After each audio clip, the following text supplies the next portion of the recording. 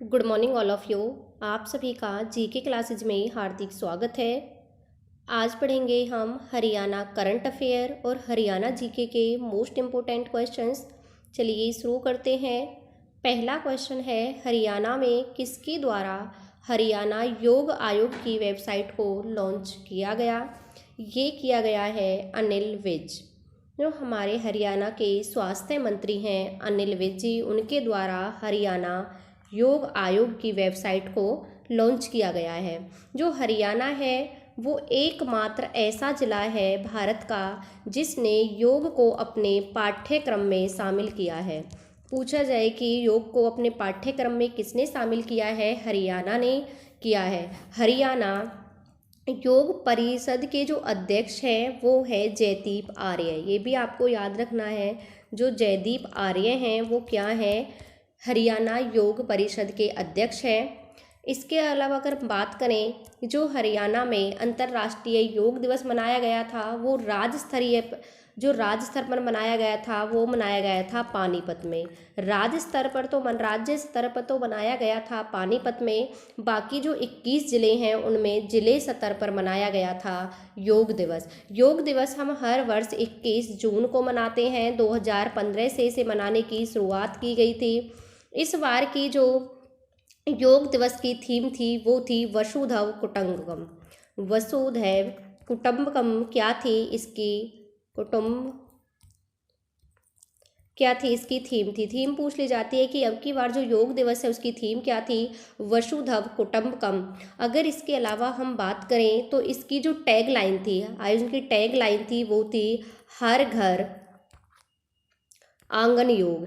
हर घर आंगन योग, ये क्या थी? ये इसकी टैग लाइन थी योग दिवस की। इसके अलावा अगर हम बात करें तो हरियाणा में जो योग के ब्रांड एम्बेसडर हैं वो कौन है? वो है बाबा रामदेव। बाबा रामदेव का संबंध कहाँ से है? हरियाणा के महेंद्रगढ़ जिले से। बाबा रामदेव हरियाणा के महेंद्रगढ़ जिले से संबंधित है। इनका जन्म 26 दिसंबर 1965 को हुआ था। कहाँ पर? महेंद्रगढ़ में। इनके अगर हम गुरु की बात करें तो बाबा रामदेव के जो गुरु हैं वो हैं आचार्य बलदेव। ये भी आपको याद रखना है, आचार्य जो बलदेव हैं वो बाबा रामदेव के क्या है? गुरु हैं। तो इस क्वेश्चन का राइट आंसर है option D, Anil Vij. Next question है, हरियाणा के किस जिले के गांव पिलनी से प्राचीन सिक्के मिले हैं? तो ये मिले हैं कैथल से। कैथल में अभी तालाब की खुदाई करते टाइम क्या मिले हैं? प्राचीन सिक्के मिले हैं। इसके अलावा इंडो ग्रीक जो सिक्के मिले हैं, ये क्वेश्चन ही पूछा जाता है, इंडो ग्रीक जो सिक्के मिले हैं वो मिले हैं खाखराकोट रोहतक से। खाखराकोट रोहतक से मिले हैं इंडो ग्रीक सिक्के। इसके बाद अगर हम बात करें, कुषाण कालीन सोने व तांबे के सिक्के मिले हैं मीठाथल भिवानी। मीठाथल जो भिवानी है वहाँ से मीठाथल भिवानी से मिले हैं कुषाण कालीन सोने के सिक्के। इसके अलावा जैन मूर्तियाँ मिली हैं हांसी से। ये क्वेश्चन भी कई बार पूछा जाता है कि जैन मूर्तियाँ हैं वो कहाँ से मिली हैं? ये मिली हैं हांसी हिसार से। इसके अलावा अगर हम बात करें, हर्षकालीन जो तांबे की मुद्राएं थी सोने चांदी की, वो सोनीपत से मिली हैं। और मिट्टी की जो मोहरें हैं, ये कई बार पूछा गया है कि जो मिट्टी की मोहरें हैं, तो मिट्टी की मोहरें कहाँ से मिली हैं? ये मिली हैं आपके दौलतपुर कुरुक्षेत्र से। दौलतपुर कुरुक्षेत्र से मिली हैं क्या? मिट्टी की जो मोहरें हैं वो दौलतपुर कुरुक्षेत्र से मिली हैं। तो हाल ही में जो पिलनी गांव है, ये भी याद रखना है कि जो पिलनी गांव है वो कहाँ पर है? ये है कैथल में। पिलनी गांव कहाँ पर है? कैथल में स्थित है। तो इस क्वेश्चन का राइट आंसर है कैथल।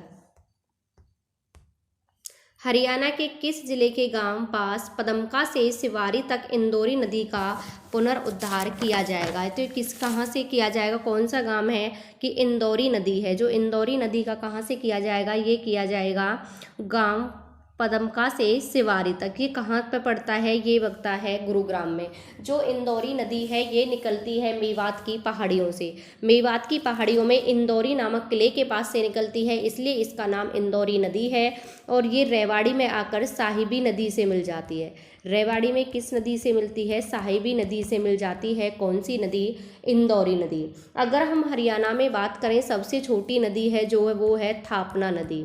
और हरियाणा में सबसे बड़ी नदी है वो है यमुना नदी। वर्तमान में जो हरियाणा है वो यमुना नदी के किनारे बसा हुआ राज्य है। इसके पहले प्राचीन समय में जो हरियाणा था वो सरस्वती नदी के किनारे बसा राज्य था। प्राचीन समय में हरियाणा सरस्वती नदी के किनारे बसा हुआ था और इस मान्यता है कि इसी नदी के किनारे ब्रह्मा जी ने सृष्टि की रचना की थी, सरस्वती नदी के किनारे। लेकिन वर्तमान में जो हरियाणा है वो यमुना नदी के किनारे बसा हुआ है। जो यमुना नदी है वो यमुनोत्री हिमनद से निकलती है और कलेसर, यमुना नगर में जो कलेसर है वहाँ से ये हरियाणा में प्रवेश करती है। कौन सी नदी? वो यमुना नदी। इसके बाद हरियाणा और उत्तर प्रदेश के बीच, हरियाणा और उत्तर प्रदेश के बीच जो यमुना नदी है वो 320 किलोमीटर लंबी सीमा बनाती है। क्वेश्चन कई बार आया है कि यमुना नदी हरियाणा और उत्तर प्रदेश में कितने किलोमीटर की सीमा बनाती है? तो ये बनाती है 320 किलोमीटर की, और ये उत्तर से दक्षिण की तरफ हरियाणा में बहती है। कैसे? पहले ये यमुना नगर, करनाल, पानीपत, सोनीपत, फरीदाबाद, ये क्या है? ये इन जिलों में बहती हुई कहाँ निकल जाती है? पलवल के हसनपुर से ये उत्तर प्रदेश के अलीगढ़ में प्रवेश कर जाती है। कौन सी नदी? यमुना नदी। वहीं पर अगर हम बात करें, जो सरस्वती नदी है वो अब विलुप्त हो चुकी है, तो उसमें पानी लाने के लिए, सरस्वती नदी में पानी लाने के लिए सोम नदी पर, जो सोम नदी है उस पर क्या बनाया जा रहा है? आदि बद्री बांध।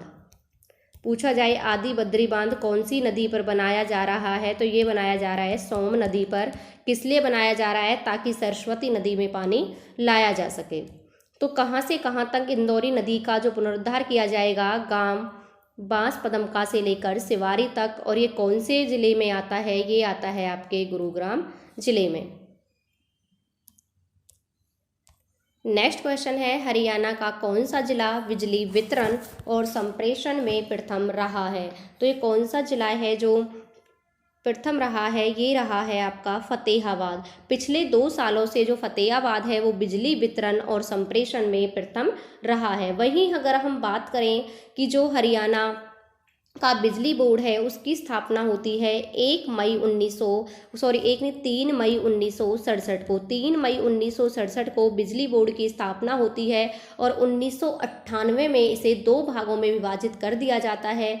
एक होता है उत्तर हरियाणा बिजली वितरण निगम और दूसरा है दक्षिण हरियाणा बिजली वितरण निगम। वहीं पर अगर दक्षिण हरियाणा बिजली वितरण निगम ने बिजली वितरण और संप्रेषण में पूरे भारत में 4था स्थान प्राप्त किया है। पूरे भारत में कौन सा स्थान प्राप्त किया है? इन्होंने किया है 4था स्थान। किसने? दक्षिण हरियाणा बिजली वितरण और निगम ने।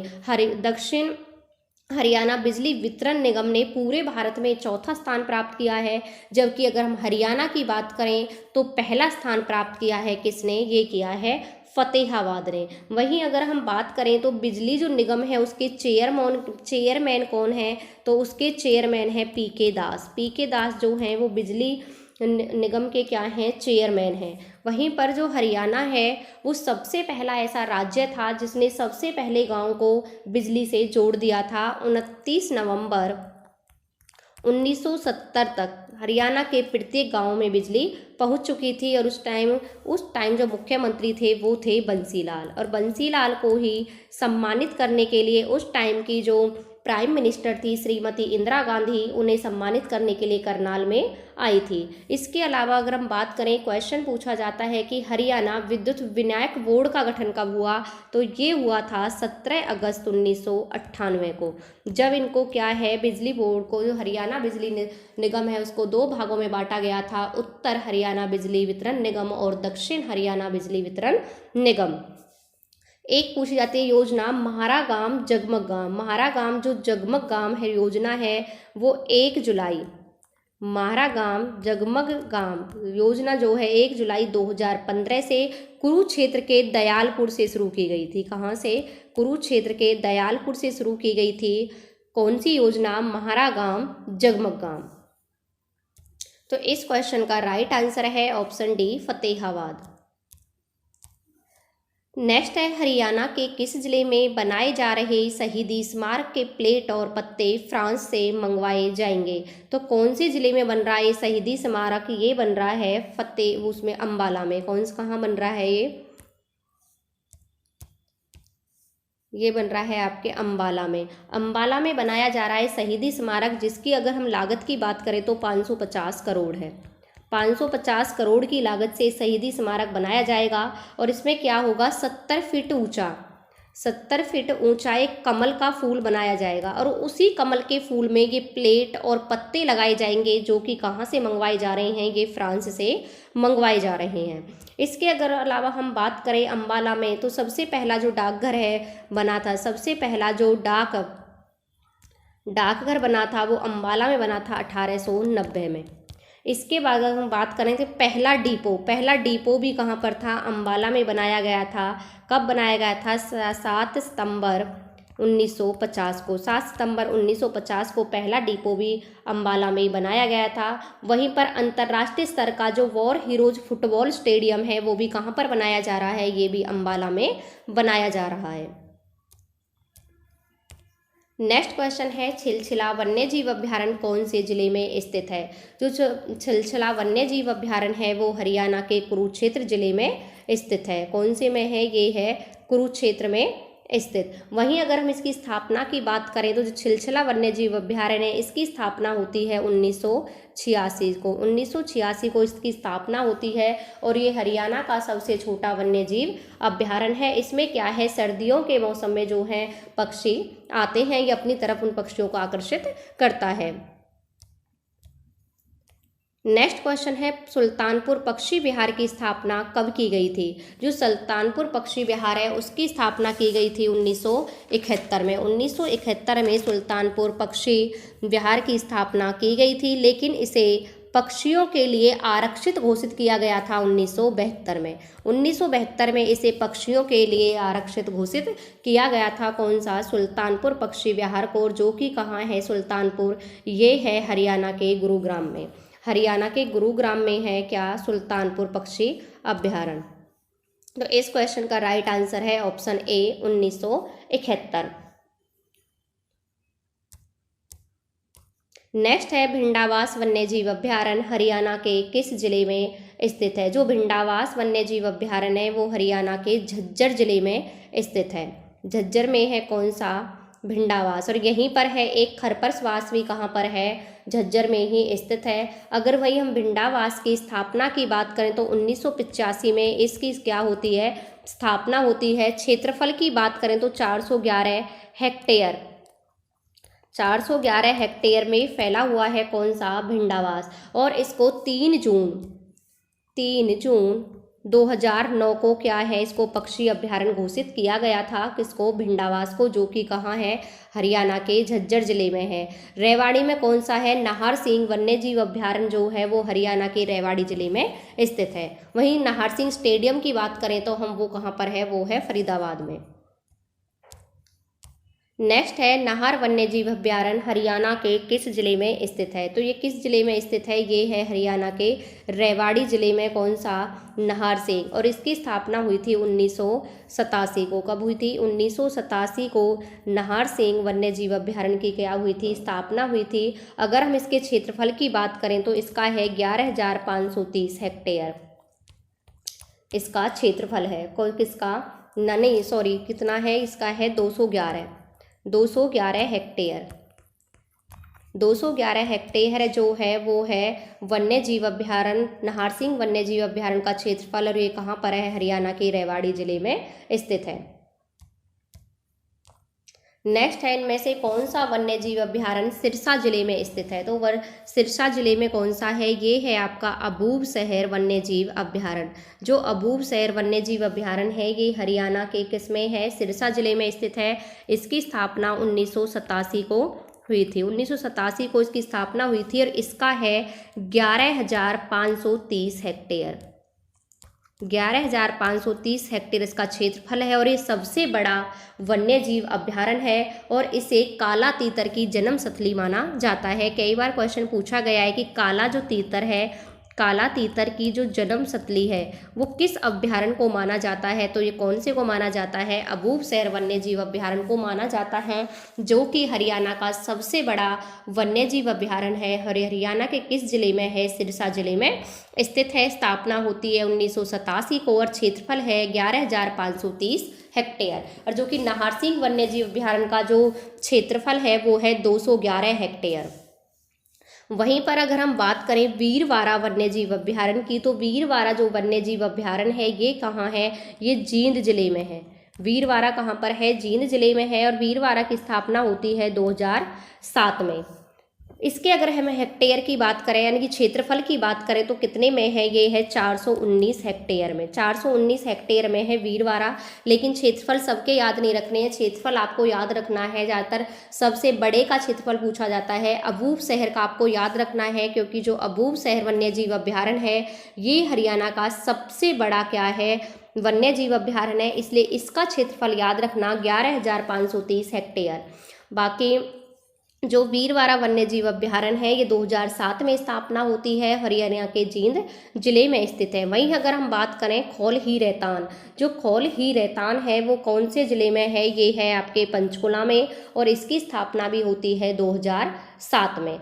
जो पंचकुला में है, एक तो खौल ही रहतान है, दूसरा वीर शिकारगढ़। वीर शिकारगढ़ भी पूछा जाता है। खौल ही रहतान और वीर शिकारगढ़ दोनों कहाँ पर हैं? दोनों की दोनों पंचकुला में स्थित है। वीर शिकारगढ़ की स्थापना होती है पंचकुला में 1975 में। वीर शिकारगढ़ की स्थापना 1975 में, जबकि खौल ही रहतान की स्थापना होती है 2007 में। वहीं कालेश्वर वन्य जीव अभ्यारण्य है, जो कालेश्वर है ये कहाँ पर है? ये है आपके यमुनानगर जिले में, जिसकी स्थापना होती है 2000 में। सन 2000 में इसकी स्थापना होती है। ये कहाँ पर है? ये है यमुनानगर में। इस जो अभ्यारण्य में इसमें पाए जाते हैं भौंकने वाले हिरन। ये भौंकने वाले हिरन के लिए सबसे ज़्यादा फेमस है कौन सा? कालेश्वर वन्य जीव अभ्यारण्य। इसी में साल के वृक्ष भी पाए जाते हैं। तो सिरसा में कौन सा अभ्यारण्य है? ये है अबूब शहर वन्य जीव अभ्यारण्य। नेक्स्ट है, निम्नलिखित में से कौन सा अभ्यारण्य पंचकुला में स्थित है? तो कौन सा है? बताए वीर शिकारगढ़, जिसकी स्थापना होती है 1975 में।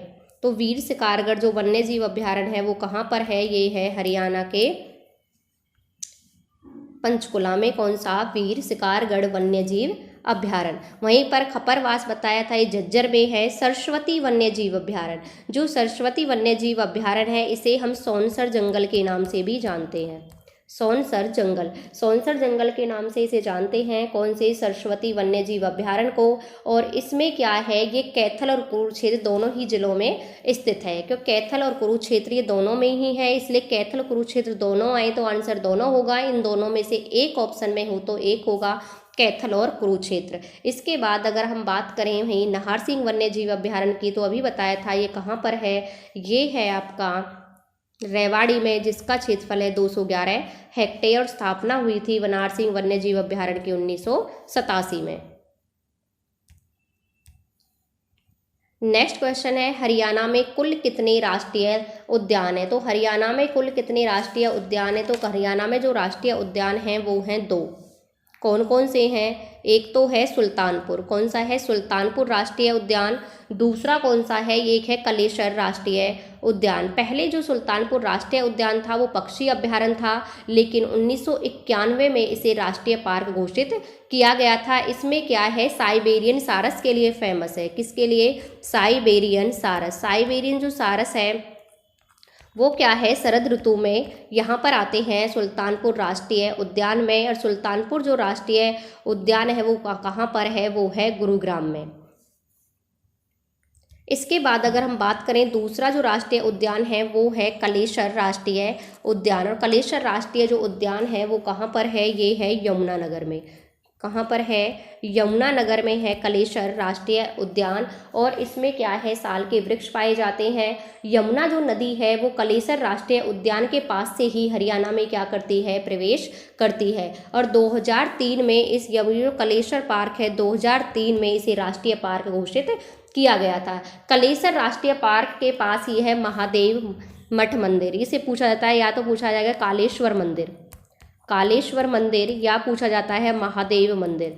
तो ये कहाँ पर है, ये है कलेसर राष्ट्रीय पार्क में ही है। कौन सा, महादेव मठ मंदिर या कालेश्वर महादेव मंदिर। तो कितने राष्ट्रीय उद्यान है हरियाणा में, हरियाणा में जो राष्ट्रीय उद्यान है वो है 2। नेक्स्ट है, राज्य में रेड जंगल फाउल प्रजनन केंद्र कहाँ पर है। जो रेड जंगल फाउल प्रजनन केंद्र है वो है पिंजौर पंचकुला में। पिंजौर पंचकुला में है रेड जंगल फाउल प्रजनन केंद्र। वहीं अगर हम और प्रजनन केंद्र की बात करें तो फिनसेट प्रजनन केंद्र, फिनसेट प्रजनन केंद्र ये कहाँ पर है, ये मोरनी पंचकुला में है। इसके बाद एक और है चिड़िया प्रजनन केंद्र। चिड़िया प्रजनन केंद्र भी कहाँ पर है, ये भी मोरनी पंचकुला में है। वहीं पर तीतर प्रजनन केंद्र भी कहाँ है, मोरनी पंचकुला में है। तो 3 है मोरनी पंचकुला में। 3 कौन कौन से हैं, एक है फिनसेट प्रजनन केंद्र, एक है चिड़िया प्रजनन केंद्र और एक है तीतर प्रजनन केंद्र। ये तीनों की तीनों कहाँ पर हैं, ये हैं मोरनी पंचकुला में। वहीं हम अगर रेड जंगल फाउल प्रजनन केंद्र की बात करें तो पिंजौर पंचकुला में है। तो पंचकुला में ही रेड जंगल, लेकिन ये पिंजौर में है। बाकी कहाँ पर हैं, ये है मोरनी में। वहीं अगर हम बात करें कैरू, कैरू कहाँ पे पड़ता है, कैरू पड़ता है भिवानी में। कैरू कहाँ पर है, कैरू है भिवानी में। और यहाँ पर कौन सा है, यहाँ पर है चिंकारा प्रजनन केंद्र। चिंकारा जो प्रजनन केंद्र है वो कहाँ पर है, ये है कैरू भिवानी में। वहीं अगर दूसरा पूछा जाए मगरमच्छ प्रजनन केंद्र, तो मगरमच्छ जो प्रजनन केंद्र है वो भौर सैदान कुरुक्षेत्र में है। कहाँ पर है, भौर सैदान एक जगह है कुरुक्षेत्र में, भौर सैदान जगह है। यहाँ पर कौन सा है, यहाँ पर है मगरमच्छ प्रजनन केंद्र। वहीं हमें गिद्ध संरक्षण प्रजनन केंद्र की बात करें तो वो पिंजौर पंचकुला में है। एक आता है चिंकारा, तो अभी बताया था चिंकारा प्रजनन केंद्र कहाँ पर है, चिंकारा प्रजनन केंद्र कैरू भिवानी में है। अगर चिंकारा के आगे मोर एवं चिंकारा प्रजनन केंद्र पूछा जाए तो वो है आपका झाबुआ रेवाड़ी में। झाबुआ रेवाड़ी में है मोर एवं चिंकारा प्रजनन केंद्र। अगर ओनली चिंकारा प्रजनन केंद्र आए तो कैरू भिवानी में है। चिंकारा के साथ अगर मोर लगा हो कि मोर एवं चिंकारा प्रजनन केंद्र कहाँ है, ये है झाबुआ रेवाड़ी में। वहीं हाथी पुनर्वास एवं अनुसंधान केंद्र, कई बार क्वेश्चन रिपीट हुआ है। हाथी पुनर्वास एवं अनुसंधान केंद्र कहाँ है, बसंतपुर यमुनानगर में है। कहाँ पर है, बसंतपुर यमुनानगर में है। कौन सा, हाथी पुनर्वास अनुसंधान केंद्र कहाँ पर है, यमुनानगर में है, बसंतौर में। बसंतपुर लिखा आता है, कहीं पर आपको मिलेगा बसंतौर या बसंतपुर। ये कहाँ पर है, ये हरियाणा के यमुनानगर में है। यहीं पर है हाथी पुनर्वास एवं अनुसंधान केंद्र। वहीं ऊंट प्रजनन केंद्र सिरसा में है। ऊंट का कई बार पूछा गया है कि ऊंट प्रजनन केंद्र कहाँ पर है, तो ऊंट प्रजनन केंद्र है सिरसा में। वहीं अगर हम बात करें हिरन पार्क कहाँ पर है, हिरन पार्क है हिसार में। 2 है हिरन पार्क, एक है हिरन पार्क कहाँ पर है, हिसार में। 2 हैं, एक महम रोहतक में है और एक कहाँ है, हिसार में है। तो ये सारे ही सारे आपको प्रजनन केंद्र याद रखने हैं, क्योंकि प्रजनन केंद्र से क्वेश्चंस पूछे जाते हैं। तो रेड जंगल फाउल प्रजनन केंद्र है, ये कहाँ पर है, ये है पिंजौर पंचकुला में। नेक्स्ट क्वेश्चन है, ग्रीन इन ऑफ हरियाणा कार्यक्रम किससे संबंधित है। जो ग्रीन इन ऑफ हरियाणा कार्यक्रम है वो किससे संबंधित है, ये है वृक्षारोपण से। वृक्षारोपण, ज़्यादा से ज़्यादा पौधे लगाएं और हमारा जो वातावरण है उसको कैसे बनाएं, हरा भरा बनाएं, इससे क्या है, ये संबंधित है ग्रीन इन और हरियाणा। इसके अंतर्गत राज्य में नदियां हैं, जैसे नहरें, सड़कें, इनके किनारों पर क्या है कि पेड़ लगाएं ताकि ज़्यादा से ज़्यादा क्या बनी रहे, हरियाली बनी रहे। इसलिए इस योजना को शुरू किया गया था, कौन सा, ग्रीनिंग ऑफ हरियाणा। वहीं पर 2014 से प्रत्येक वर्ष 15 जुलाई को हम वृक्ष दिवस के रूप में मनाते हैं। वृक्ष दिवस या फिर तरु दिवस के रूप में मनाते हैं, कौन सा, 15 जुलाई को। नेक्स्ट क्वेश्चन है, राज्य में यूरोपीय संघ की सहायता से हरियाणा में सामुदायिक वानिकी परियोजना कब शुरू की गई थी? तो ये कब शुरू की गई थी? ये की गई थी 1998-99 में। 1998-99 में क्या है, इस परियोजना को शुरू किया गया था। कौन सी परियोजना को, कौन सी परियोजना को ये किया गया था, इसको सामुदायिक वानिकीय परियोजना। सामुदायिक वानिकीय परियोजना को कब शुरू किया गया था? ये किया गया था 1998-99 में। अभी पूछा गया था ये क्वेश्चन, अभी इस तरह से पूछा गया था कि राज्य में किसकी सहायता से हरियाणा सामुदायिक वानिकी परियोजना शुरू की गई थी? तो किसकी सहायता से की गई थी ये भी आपको याद रखना है। यूरोपीय संघ की सहायता से इसे क्या है, शुरू किया गया था। कौन सी योजना को? सामुदायिक वानिकी योजना को। और 2006-07 में इसका कार्य क्या हो गया था, पूरा हो चुका था। और इसमें क्या था, 27,000 हेक्टेयर भूमि पर, 27,000 जो हेक्टेयर भूमि पर, उस पर क्या थे, पौधारोपण किया गया था, यानी पौधे लगाए गए थे इतनी भूमि पर, 27,000 हेक्टेयर पर। तो इसको ये याद रखना, आपको दो चीज़ें इसमें मैंने याद रखनी है। एक तो परियोजना शुरू कब की गई, 1998-99 में, और एक ये याद रखना है कि ये किसकी सहायता से शुरू की गई। तो यूरोपीय संघ की सहायता से ये शुरू की गई, क्योंकि ये क्वेश्चन अभी हाल में हुए एग्जाम में भी पूछा गया था। तो ये थे आज के कुछ इंपॉर्टेंट क्वेश्चंस। आपको क्लास कैसी लगी कमेंट बॉक्स में कमेंट करके ज़रूर बताना। पढ़ते रहना, आगे बढ़ते रहना। मिलते हैं नेक्स्ट क्लास में। Thank you.